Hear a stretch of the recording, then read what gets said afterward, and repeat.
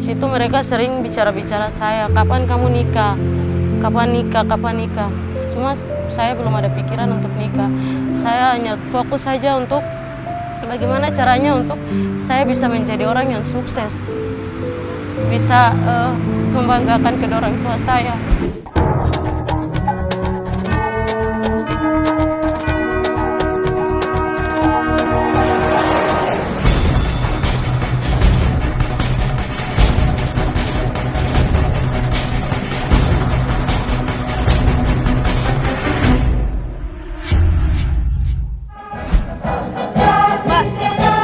Bangga banget nih Mbak sama adik-adik saya. Mereka selesai pengukuhan dan sah menjadi warga Korps Wanita Angkatan Darat. Yes, aku juga ikut bangga, ikut seneng. Apalagi dari sekian banyaknya mereka yang ikut pendidikan ini, mereka punya cerita latar belakang yang macam-macam yang berbeda-beda. Dan nggak sedikit mereka yang ikut pendidikan dengan latar belakang ekonomi yang agak sulit. Dan mereka mau berjuang untuk mempunyai kehidupan yang lebih baik lagi melalui pendidikan TNI Angkatan Darat ini menjadi koas. Nah, benar banget Mbak. Salah satu dari mereka untuk mengatasi kesulitan ekonomi Mbak, mereka disuruh menikah Mbak sama keluarganya. Tapi lebih memilih menggapai cita-citanya menjadi TNI Angkatan Darat.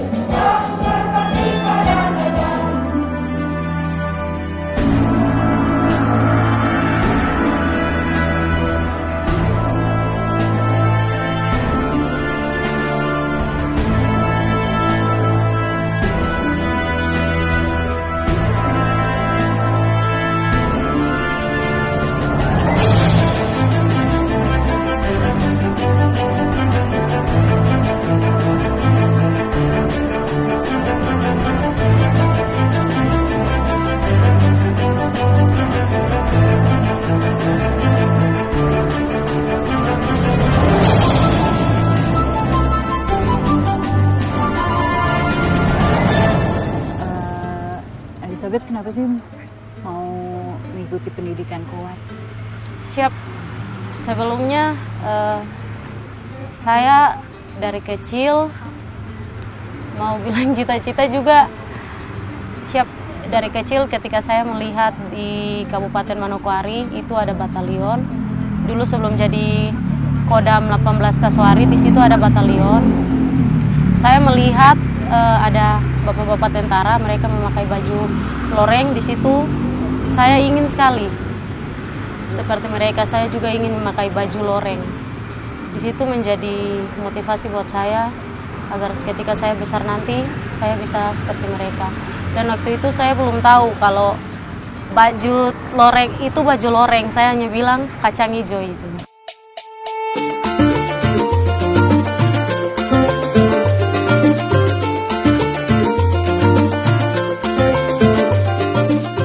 Dan sebelum saya mengikuti tes koat, orang tua saya tidak tahu izin. Jadi waktu itu saya menabung, terus saya sempat cerita sama kedua orang tua saya. Saya menceritakan kalau bagaimana kalau saya mau ikut tes koat.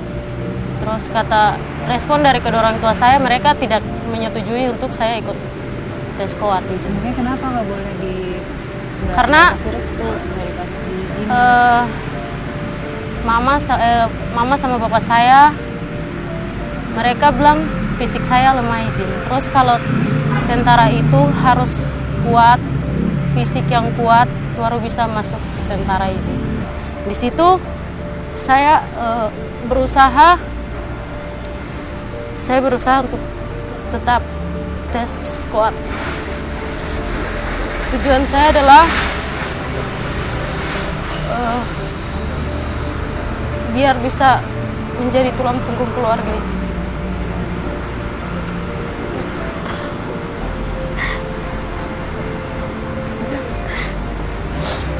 Di situ orang tua saya tidak setuju.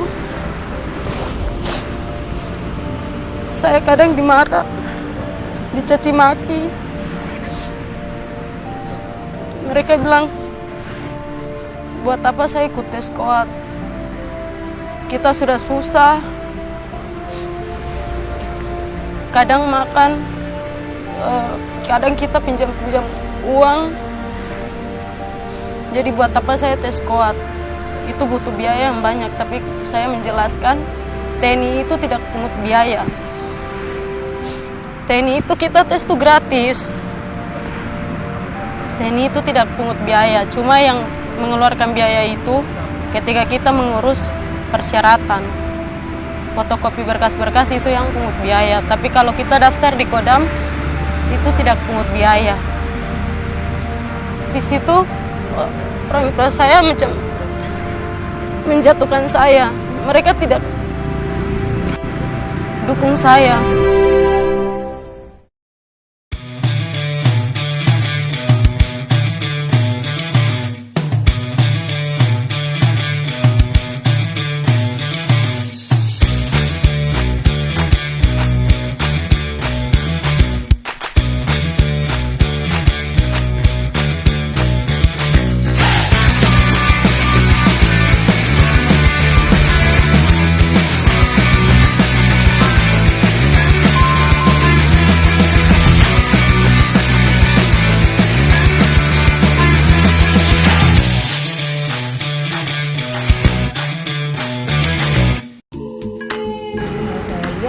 Ngobrol ya sama Bu Betty. Siap, Bu Betty. siap, Ngobrolin apa tuh? siap Bu Kasat. Iya, Ibu. Siap. Siap, menanyakan tentang yang nikah izin. Oh, tadi. Siap. Terus Elizabeth bilangnya apa? Siap, saya pernah ditunangkan izin. Kadang Terus Bu Betty bilang apa tuh? Tuh dengar. Ibu Eti bilang, puji Tuhan akhirnya saya tidak jadi nikah dan akhirnya saya diterima di menjadi koat. Masa? Siapa yang mau dinikahin? Oh ini, saya nggak masih kecil. Siap, karena ada di sana. Oh ada di sana. Jadi masih muda-muda dinikahin ya? Siap, siap, Oh ditunangkan, jadi kamu bersyukur dong bisa masuk koat. siap, Tapi nanti kembali lagi ke sana membangun. siap. Membantu semua anak-anak gadis-gadis di sana untuk sekolah maju dulu. Jelas dulu lebih jadi bisa lebih bermanfaat. Di situ mereka sering bicara-bicara saya, kapan kamu nikah? Kapan nikah? Kapan nikah? Cuma saya belum ada pikiran untuk nikah. Saya hanya fokus saja untuk bagaimana caranya untuk saya bisa menjadi orang yang sukses. Bisa membanggakan kedua orang tua saya. Karena bapak saya tidak punya pekerjaan. Kadang sakit.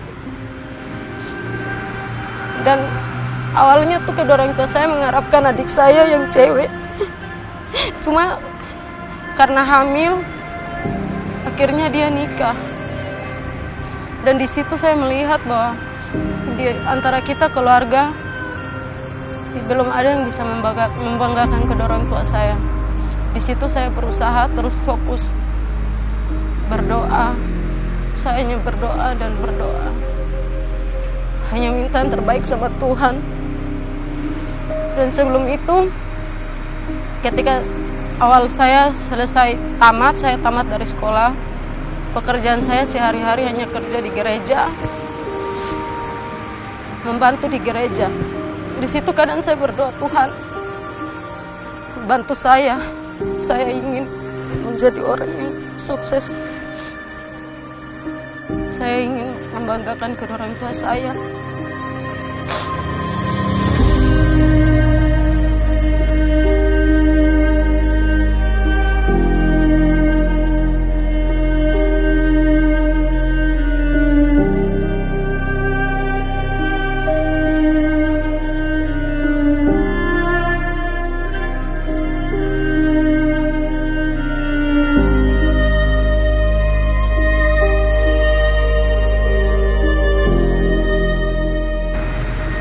Waktu itu setelah saya ikut tes reguler, saya tidak dapat. Saya daftar Otsus, puji Tuhan, saya diterima. Dan waktu itu, saya tidak sempat kasih tahu orang tua saya. Saya ditelepon dari Hajen, harus cepat ke Kodam. Sudah waktu itu saya ke Kodam, tidak balik-balik, langsung tinggal di Meskoat izin. Di situ orang tua saya panik, mereka telepon tanya saya di mana, saya jelaskan saya di Kodam karena ditelepon. mereka tidak percaya. Karena orang-orang di kampung itu kayak gosip-gosip gitu, izin. Jadi orang tua saya tidak percaya kalau saya lagi di Kodam. Di situ saya foto semua tempat, foto tempat yang saya tinggal. Di situ mereka percaya. Dan ketika saya di Kodam, saya bertanya sama Bang Ajen, mereka bilang, kamu lulus, kamu akan ikut tes Pantuhir Pusat. Di situ saya mengikuti tes, puji Tuhan saya lulus. Dan pada akhirnya saya dengar hasil malam, saya telepon orang tua saya jelaskan, halo Ma, saya tembus, saya diterima. Dan besok pagi saya akan diberangkatkan ke Bandung. Di situ orang tua saya tidak percaya.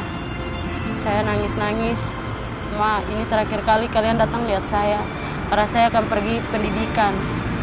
Mereka datang pas dengar kalau saya besok pagi berangkat. Di situ sudah mereka semua, keluarga semua datang peluk saya.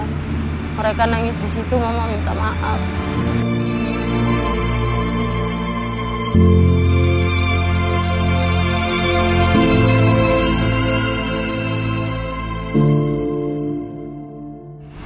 Pesan orang tua apa tuh waktu sebelum berangkat?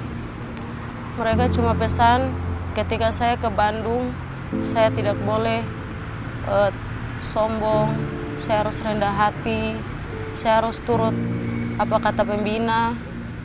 Terus saya ke sini tidak boleh membeda-bedakan, kita semua di sini sama. Karena ini keinginan saya, karena ini cita-cita saya harus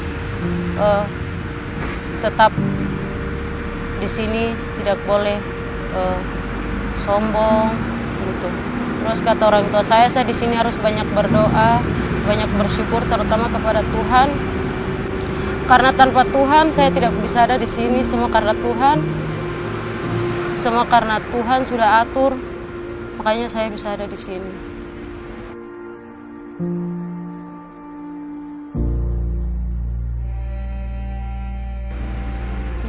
Dan kemarin terakhir kali saya dikasih HP dari pembina, orang tua saya telepon.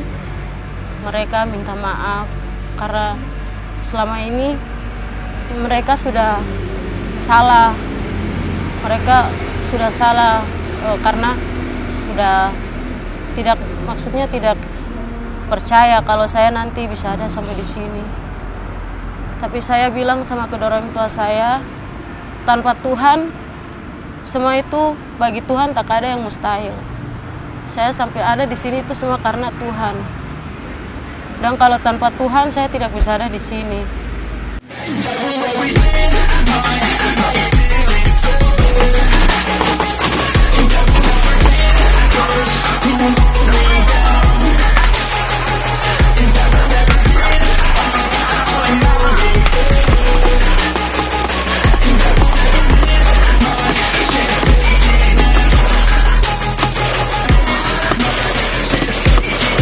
Terkesan itu karena saya bisa pendidikan di Pusdikkoat di sini, dan saya bisa ketemu dengan berbagai macam banyak teman-teman dari Sabang sampai Merauke, dan bisa saling belajar satu sama lain, bisa saling belajar, oh ini agama Muslim cara beribadah begini, agama Hindu kita yang Nasrani cara beribadah begini, dan cara berbahasa juga kadang berbeda.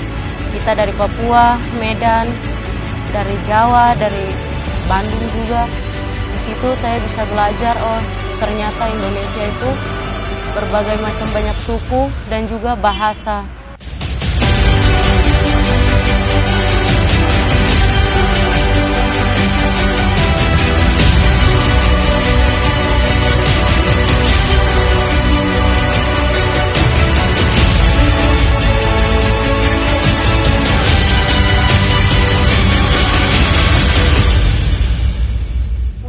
Cara saya menjadi koat sekarang, saya pulang mungkin mereka bisa melihat ketika saya sudah menjadi koat, mereka mungkin bisa berubah, atau orang tua yang lain di Papua mereka bisa melihat ketika saya sudah sukses, mungkin mereka juga bisa mendorong anak-anak mereka untuk berpendidikan juga, izin. Dan nanti saya pulang, saya akan mengajak adik-adik saya Kebetulan saya juga di kampung, saya sebagai guru pengasuh di gereja, dan di situ saya akan mengajak adik-adik saya untuk tetap terus semangat untuk belajar dan bisa mencapai cita-cita mereka.